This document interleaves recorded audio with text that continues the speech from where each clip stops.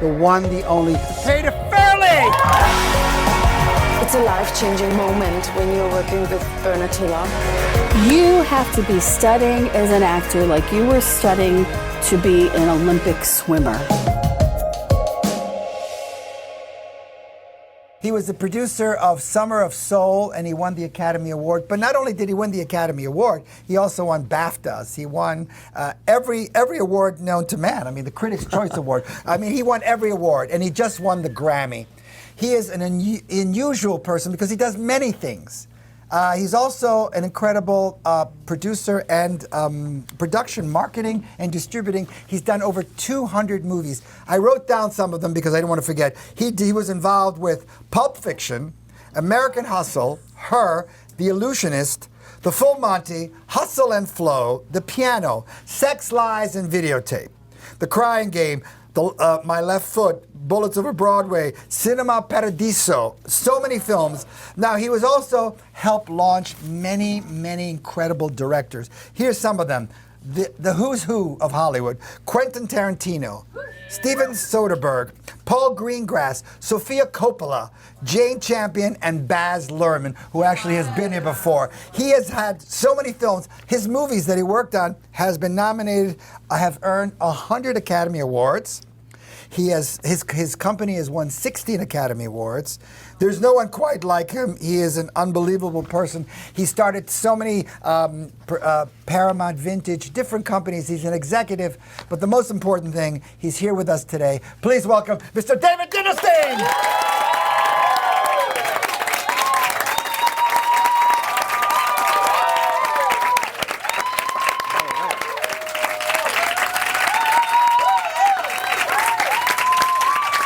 I mean, I just want to say that applause might be better than the one we received at the Academy Awards.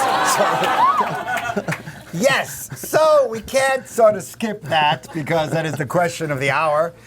For those of you who may be aware of the slap, Chris Rock was there to introduce the Best Documentary Feature, which this gentleman won. But of course, it was like a plane crash just before. So can you share with us a little bit, what was it like when that happened? I mean, what was going on? It's pretty wild. It was a surreal experience. The whole awards show was. I don't really think about it. I think about the moment in which we experienced sheer joy of winning that Academy Award. I mean, their problems are their problems, and hopefully, enough's enough, and we sort of move on. All I know is that myself, my producers, and Questlove were able to take home an Oscar.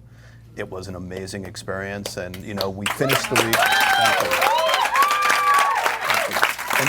And then I don't know if it's the first time, but it happened to be that the Grammy Awards were moved to the following Sunday, and within a period of a week, we took home an Oscar, and then we took home a Grammy, and it was really amazing. One of the things that I saw at the Academy Award, I saw you, of course, but you didn't get to talk. You didn't get to speak. So why don't you tell these lovely people, I want to tell you that we have 52 actors who've come from 21 countries. It is the most explosive class ever, and they're here to see all of you. So let's give a big round of applause. And what would you like to say if you had another chance to speak? I mean, it's really interesting, right?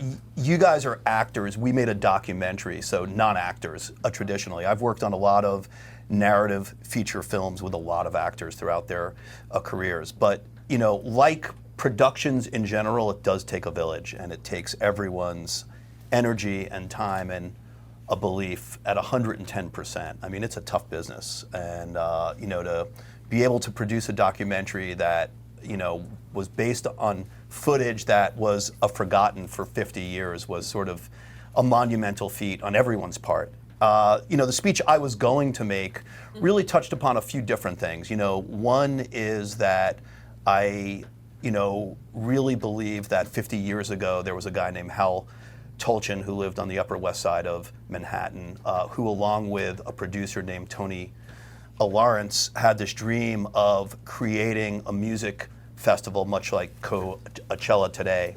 And the festival was there to really heal the community of Harlem. There was a lot of things going down 50 years ago, not very different than the things that are going down today. And they put on this monumental festival in which 300,000 people attended, yet no one actually knew about it. Woodstock overshadowed the festival, and they sort of did all of this on spec for free because it was something they believed in. And I just felt that their dream of putting on this festival, of trying to heal a community, was validated 50 years later by the award that we won. And I wanted to dedicate the award to the residents of Harlem from the past, the present, the future, including my grandfather, who was an immigrant and lived in a Spanish Harlem for many years. It's a vibrant community. It's often a maligned place, but the renaissance of art, has its place there, and it's a sort of extraordinary place, I'd say. If you're ever in the New York area, go check it out. The restaurants are great, the galleries are great, the parks are great, etc. So I wanted to thank everyone who sort of helped along the way, but I really wanted to dedicate the award to the people from Harlem itself. Wow. I want to ask you, who helped you? Who do you have to thank that helped you get to where you are today? Well, listen, I like everyone, right? I lean on friends and family all of the time. Without them, I wouldn't be who I am today. They're probably the only type of a sounding board that I have. They know, all of the craziness I sort of bring at times, and they were there to support me along this mission. It took me about 7 years to get this film made. It took my producing partner 15 years before he called me. Well, he was on it for about 8 years. He called me and said, "I'm having some issues, can you help?" We got together and started over. So I just wanted to thank literally everyone that touched a piece of getting this film made, whether it's friends and family. I was able to bring my 90-year-old dad to the Oscars. That was a moment for me, and and all of my friends that always believed in me and always said, "You're going to win the Oscar," and I would doubt them all the time, going, "I just want to make a movie," and they were there to push me up this hill, and it gave me the confidence to be able to sort of continue to push, take that rock, push, and it obviously worked out for everyone. I think the most important part of this film, though, is that people actually saw it. If you haven't, you should check it out. Beautiful film. It's on Hulu or Disney Plus. If you're from overseas, it's on Star Plus in Europe. It's the type of film that will continue to live for years and years and years. So, I've made many, many movies over my career, but this is one that particularly stands out. It's such a unique film. It's something that will be remembered forever, because I lived in New York during that time. I didn't even know there was a concert happening there. Yeah. I want to know a little bit, how did you get started? Tell us a little bit. Where did you come from? How did you get started? Sure. It's like anything else. I grew up in New York. We moved to the suburbs. My next door neighbor owned the movie theater in my town. So I basically had a free pass which to town? check out films. Where'd you live? Rosslyn, New York, and okay. We had a old school single screen type of a theater that played art films, and my parents would take me. I'd go often, and it was always a place I can sort of be independent and really just watch, actors, directors, artists that I felt, akin to in some ways. From there, I, oddly enough, wanted to be a journalist, and I started to study that in school, and I shifted gears along the way, and I started thinking about documentaries as well as narrative films. And when I left university, I ended up becoming a production assistant. I was apparently a very good one, that worked on hip-hop music videos.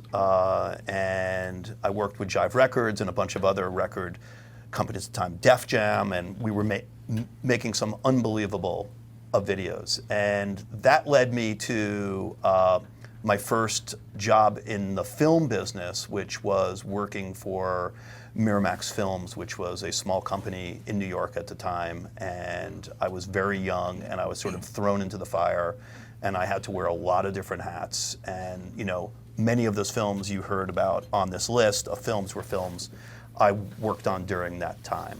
That was my film school.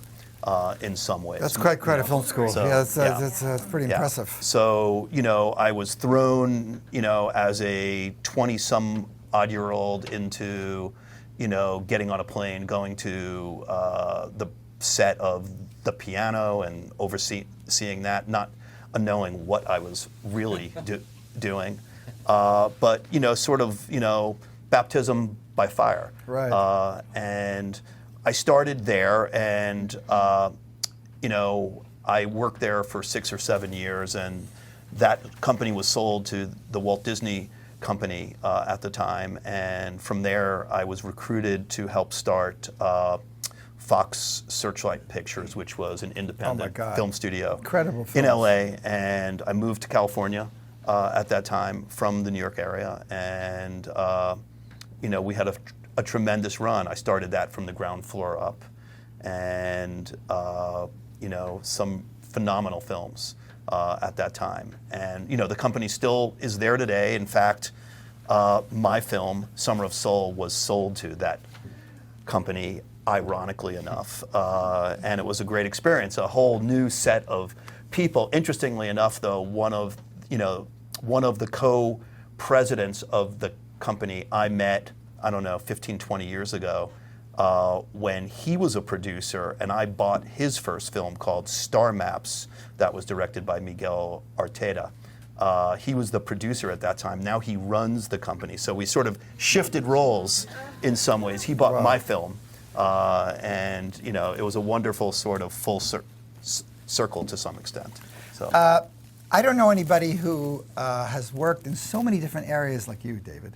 I've known you for many, many years. Everybody knows him. He is the nicest human being. But can you give us 3 pieces of advice of someone who's trying to start something in this industry? What are 3 things that you would say to an actor or producer or director? Here are 3 things you should do that would help you succeed.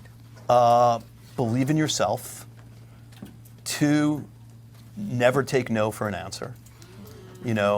And 3, even if there is a no, continue to sort of push that rock up that hill if you really believe in it. And I really work outside of the box. I work outside of conventional Hollywood, and I'm proud of that. I am not sort of an establishment type of guy, despite having worked at some of the major studios. I always worked independent of that. I had my own autonomy. And I think, we all work in a business it could crush your soul. It really can. So you really have to believe in yourself, and you have to be able to wake up every morning, and you have to, find love and desire and the want to create. We're all artists in some ways. I mean, my role is to help artists tell their story, whether it's a documentary or whether it is a narrative film. It's to help actors, connect in some ways, give them opportunities. You have given so many people so many opportunities, including our guest from last time, which is Evgeny, who was the director of Winter on Fire, the Ukrainian film. He was a producer of that, including, he's so sensitive. He did the movie, have you seen Winter on Fire? You should need to see that from the Ukraine, unbelievable. But then he also did a film, a very powerful film about Syria, called Syria. It was called Cries from Syria. Cries from Syria. Yeah. Unbelievable. That was about the Syrian conflict, and it was more of a primer for general audiences to understand the complexities of why this country, was where it was. You were talking about remaining positive, not taking no for an answer. Where did you get that? How do you deal with the no's that come your way, which I know they do? I probably got it from my mother. I have a special needs sister, and my mother dedicated her life to sort of giving her a chance. And the tenacity and sort of, the ability to sort of buck the system and challenge things in a conventional way. So I probably got it from her, and I'm inspired What did you by learn my from sister. her? I want to hear about your mom. All the time. What did you learn from her? Well, I just learned literally that just because someone gives you an answer you don't want to hear, you don't actually have to take that. It just makes you want to sort of drive things a little further. It may be more challenging, and it may take years off of your life, but if you believe in it, it's something you have to do. So I think that gave me the will to sort of do things. And I'm also I feel like I've learned how to be positive, and in some ways my career, I believe I'm a diplomat, and I think what I mean by that is I try and get things done in sort of a way where people feel good about themselves. I may not take no for an answer, but I understand that you can't necessarily do one thing by yourself. It does take a team in this business. Yeah. So you have to be convincing, and you have to be able to give a little bit in order to get a little bit. Well, it's all about diplomacy. My teacher once told me that the most important quality is learning how to get along with other people, learning how to work with them. And that's a skill too. It really is. Some people don't know. Some people go like, this is who I am. You're going to push people away. Yeah. Yeah. So unless you can do things in a bubble, then that's great. You can get it done. But no one can do it in a bubble. 9 out of 10 times No. you can't do it Can't that do way. it. I have a lot of actors here from different countries, and what piece of advice would you give to actors? I know you've probably been in auditions where you see people and you see their auditions. What are some of the things you're looking for? I'm looking for the chemistry between actors. I'm looking for the confidence that they feel like they can do it. If you're doing sort of a self-tape, I want to make sure you're prepared and everything technically is functioning the way it should be, because we're looking at a lot of things right now. And really believe in your role. We deal with casting agents all of the time, so I really lean on them as well to sort of help. I would align, myself if you could with some agents, if that's an opportunity. And like everyone is looking for a manager or an agent. Those are more challenging. And again, I said I work predominantly outside of the system. I myself don't have an agent. I don't have a manager. I don't have a lawyer. I do things. You do on your own. Legal stuff, I'll find Yeah. the right person, Yeah, but I yeah. don't align myself with one particular team, because I feel like I know how to get things done. And sometimes people suggest that's not the best way to work in Hollywood, but it's worked for me. And but I would suggest that there are agents and managers and lawyers that can be extremely helpful, especially as an actor. At least making sure you're part of a conversation when people are thinking about casting particular roles. And just if you're lucky enough to sort of get that job, just make sure you remain a team player, right, and a positive attitude. How important is attitude in this town? Attitude's vital, and I mean that in many different ways. You have to have an attitude in order to stick out, okay, in some ways. But And in a positive attitude. it needs to be positive, Yeah, yeah. right? Right. But This town, I would say the currency of this town is all about energy. yeah, And if you look at these people giving you this positive energy, Yeah. because I can tell you that I have casting directors who come and watch scenes, and then this girl over there, she never did do a scene, but she'll say to me, "Who is that girl?" Right. Because the people with positive energy are always the most talented ones. 100%. Always. I mean, So just kick up some positive energy everywhere. Yeah, there you go. Yeah. I mean, I think that's also defined by look who won Best Supporting Actor this year. Here's a guy that is deaf and bucked the system and acted in a superb way despite not having lines in a conventional way, right? But his energy, what he conveyed, was amazing. We talk about acting happens when you're not talking. I was talking about that yesterday, which is that we weren't looking at the sign language. We were looking is he connected? Is he feeling it? And he's truthful. And that's what acting is. Acting isn't using the words. Yeah. Great acting happens with everything with your body, with your voice, with everything you're not saying. Yeah. So it's so vital. What are you working on now? Because how are you recovering from, you went from one thing to another thing? I know I've seen you at every award show and the places I wasn't there. Right. But when I saw you, you were just always there. And what are you working on now? What's happening? I'm working on getting some rest. I've been doing this one particular project for many years. Yes, I've had others along the way, but the last several projects were incredibly time consuming. Prior to this, a few years ago, I put a lot of effort into a small movie called A Private War with Rosamund Pike and Jamie Dornan. And the movie was a brilliant film about a journalist, a war correspondent, Very good. And it was nominated for 2 Golden Globes, but it was not a commercially successful film.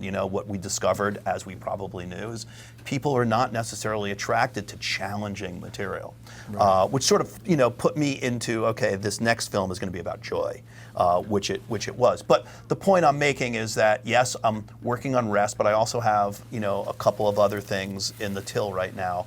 I am about to go out with a series right now set in the comic book world. It's really interesting. And then, there is another thing I'm working on. I'm in development right now that is a YA based on a very successful group of YA young adult novels set in an African American high school. So it's different than what we've seen before, and it's a period piece from the 80s. So it's really interesting. And then there's feature films I'm working He's always as well. busy. Come on. So, It's just, this guy's constantly working. I want to know, you've been involved with this business and certain projects. What has this business taught you? I've had, a great career thus far. The business has taught me, a few things. I think first and foremost is, pave your own path. It's really important. Make your own way. Yeah, make your own way. And a lot of that is understand who you are as a person, right? What do you want out of all of this? Is it simply, money? Is it a desire to connect as an actor with other people? Is it to work, on projects that might ultimately, find an audience and therefore, you're proud of that? I mean, there's so many different things, that one can take away. But I think, this industry has also, taught me to never run away, despite the hurdles that are thrown at you. Continue to sort of do it and be nice. I do have a reputation of being a nice guy. I always wonder, everyone goes, oh, that guy's nice, Sometimes, a lot of people in this business think that's a detriment. I don't at all. I think I don't have to scream and yell in order to try to achieve my goals. And I think that's really important as well. Let's hear it for the nice guy.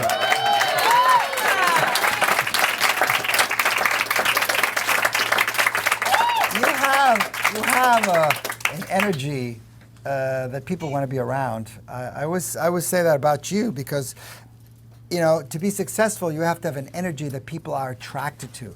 They want to talk to you, and you actually just want to talk to them all the time.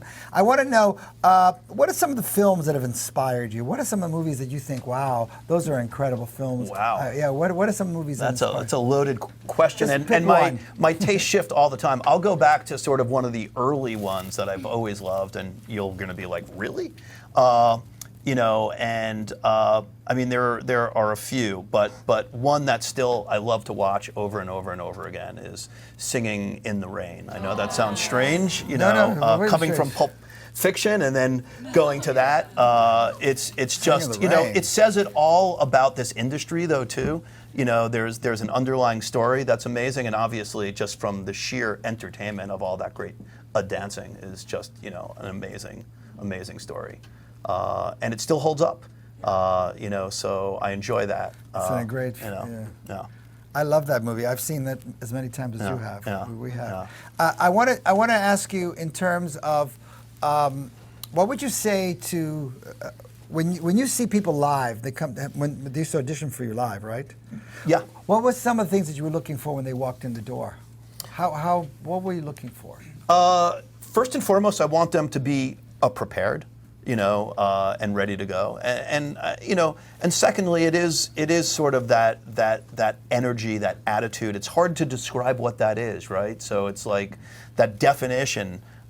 You sort of know it when you see it or feel it in a room. It becomes alive, and a lot of that is just about what people think about themselves and the confidence they sort of bring. And obviously, if they, are doing a particular role, I want to make sure they believe in that particular role, that they can, do it because, not only are they good actors, but they actually are that character. They sort of drop into that character. In other words, they are the person. They are the person. Yeah. The core of them. We were talking about the acting's playing different parts of yourself, not playing a character, but actually finding the character within you. Yeah. That's what makes something different. And then you need to discover that, of course. Absolutely. I was taken when you made the comment before about looking into someone's eyes and the connectivity. It's a great exercise because it's all about that at the end of the day. It's all about it's really connectivity. Yeah. Yeah, it's the idea. And chemistry. Yeah, chemistry and connectivity, and I think that's what artists are supposed to be doing. Who's taught you the biggest lesson? Who's been your biggest teacher? Oh, that's really an interesting question, and I haven't really thought about that. But I think, I think there are a few people that I admire. This is sort of a backwards way into it. I made a movie called The Full Monty. I don't know if anyone has seen it. Anybody seen it? I know.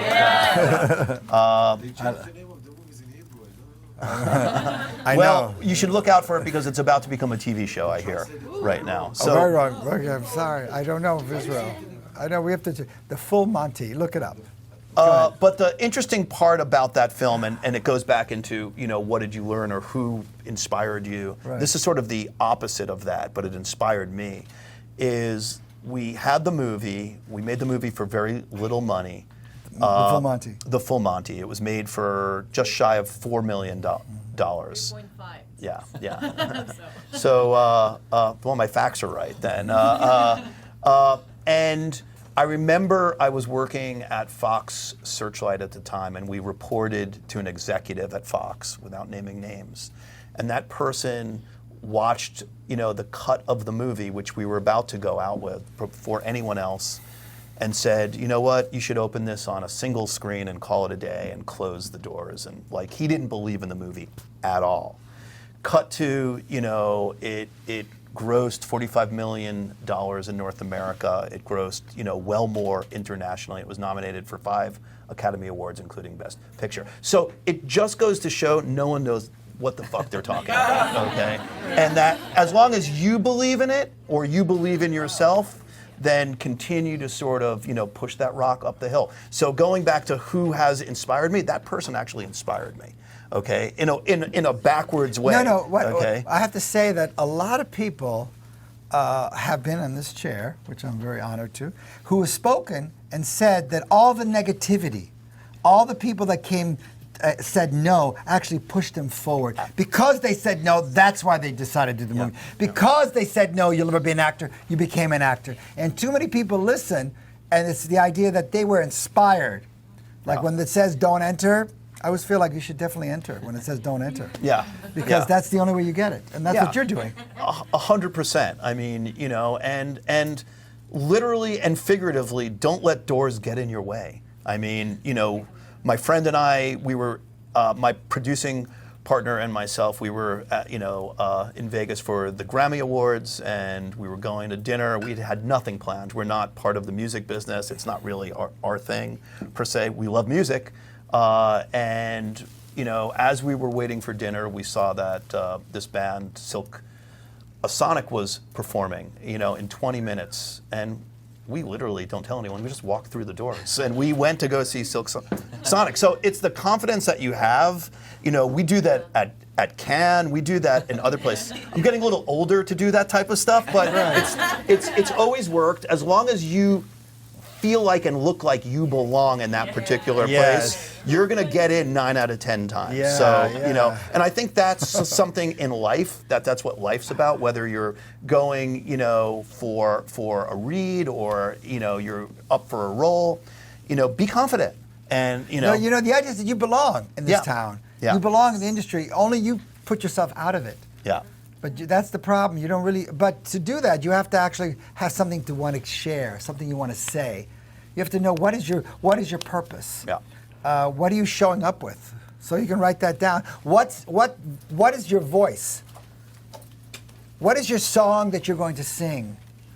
Because no one's going to do that. And most people go like, you don't like this song? How about this song? How about this song?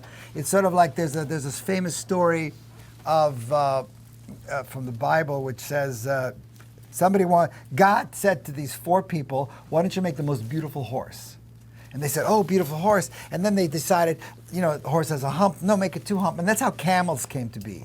They were originally going to make a horse, and that's what the camel looks like. And because they lost the whole purpose of the horse. The beauty of the horse was the fact that it's unique. But pretty much everyone who's been successful was always told no. And this is how I can tell. By the way, if no one thinks you're crazy, you don't actually have a dream. I mean, I just heard this great speech. It was a really inspiring speech. It was at one of the award shows. I think the one I saw you at. I think it was the Hollywood Critics Association. That's right. Nick Cage, who's, you know, a fabulous actor, got up on stage and just talked about all of the people that doubted him his entire life and how he sort of walked against the grain. And, you know, he still, yet despite his success, you know, he's still perceived as a little bit off center. But he still believes in projects he believes in. He decided recently to be in a friend of mine's film called Pig, right? It was an art film that was crazy, right? But he was amazing in it. And, you know, that's what he actually, you know, was bestowed the award for. So it was really great. Well, you talk about the fact that real artists are not interested in awards. Real artists are interested in creating things. And that's what I want you to think about. If you're just thinking about getting an award, you're not going to get an award. Because the great actors who I happen to know who have won Academy Awards were like, that's nice, but it's all about creating art. It's about making a difference. It's about saying something. It's really about that. That's more than anything else, I would say, that to be... I would say the same thing, and I would say that, you know, I don't think there's one project, you know, that I ever amounted, you know, that was done because I felt like we can win an award. And I do hear that from other people. Oh, read this script, it's awards worthy or whatever. You know, who cares? Like, make something that connects with people. I think the most inspiring notes I received after winning the Oscar, you know, were for people who worked for me 20 years ago that were interns who, you know, literally came out of the woodwork. I had no idea where they were, but now they're the CEO of this company, or they're an actor doing this, and you know, it was all about, you know, I always believed in you. You were always the right person, you know, et cetera, et cetera, et cetera. So it was really wonderful to hear from those people. Not necessarily. I mean, it's great to hear from everyone, but those were really important to me. So, you know, the everyday people. And, you know, there's a saying, right? I'll butcher the saying, but be kind to the people, you know, on the bottom, because, you know, they'll be the people on top as you're going down. And it's really, really true. Yeah, you got to be nice to the people on the way up. Yeah, that's it. That's really what it is. Yeah. It's really about using your love and your passion and connecting to that. And that's what you do. I mean, everyone that meets you, your partner, I met your partner also. Yeah. You've been with him for a long time. Yep. I mean, you know. How is it to all of a sudden finally win something where everybody, I know that other people turned it down, right? A lot of people in this town turned that film down. Star Wars was also turned down. Yeah. Nobody wanted to see Star Wars. I go, who's going to want to see that? Yeah, because that's what it is. And then I heard about Steve Jobs, too. I think nobody wanted to make computers. Yeah, I mean, you hear these stories all the time. No, I would say that everyone that I can think of was always told no. Yeah. And that's the thing that needs to push you forward. But what I like to talk about, take no and put a W at the end of no. What do you got? That's right. Wow. So what I do is take a no and make it into a now. That's right. And I give them a little exercise. It's kind of a funny exercise. which is I send them to a restaurant that you can't get a table at all, like Yeah. for months, and I say, show up tonight at 7 o'clock and walk in and say, I'd like a table for 2. Yeah. Then they're going to say, well, totally booked. Then the charm starts. Yeah. Turn their minds. Because if you can't get a table, I think show business is a little more complicated than that. It is, but again, it's Using your really skills. your people skills. I'll just give you a for instance. We were, we literally, and yes, a trophy helped a little bit, so I'm not going to say it didn't, but we went in Vegas the other night to dinner after that concert, and everything was jammed, and we didn't want to go far, and we put on some charm, and the next thing we knew, we were sitting at the chef's table, and they bought us dinner. I mean, it was literally like, It's good okay, to win. It's good it to was, be the king. no, but it was no, and we don't have room to. Okay, yeah, there's room. There's always room. So There's always room on the top. Yeah. That's what it is. There's always room. And you are the top. Oh, thank you. Let's hear for Thank David you. Dinerstein.